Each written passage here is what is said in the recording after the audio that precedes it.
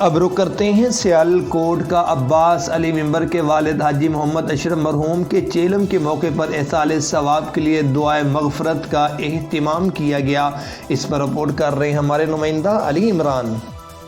جی بالکل، حاجی محمد اشرف مرحوم کے چیلم ان کے بیٹے رہنما انجمن تاجرہ عباس علی ممبر کے زیر اہتمام منعقد کیا گیا، جبکہ چیلم کا اہتمام شاہ حاکی مسجد گود پور میں منعقد کیا گیا۔ اس موقع پر انجمن تاجرہ گود پور ہیڈ مرالہ مراد پور کے عہدیداران اور کارکنان سمیت مدینہ پاک ویلفیئر سوسائٹی گود پور کے عہدیداران اسلم قادری اور عباس قادری، یونین کونسل گود پور کے سابق کونسل گود پور کے عہدیداران سمیت سیاسی سماجی شخصیت کے علاوہ علاقے کی معززین شخصیات نے بھی شرکت کی۔ اس موقع پر تلاوت قرآن پاک کی گئی اور حضرت محمد صلی اللہ علیہ وسلم کی شان اقدس میں نعت رسول مقبول صلی اللہ علیہ وسلم پڑھی گئی اور اپنے عقیدت اور محبت کے پھول نشاور کر کے چیلم کے شرکاء کے دلوں کو منور کیا گیا۔ اس موقع پر مقامی علماء کرام نے خطاب کرتے دنیا اور آخرت میں والد کے بلند و بالا رتبے پر سیر حاصل خطاب کیا اور کہا کہ والدین کی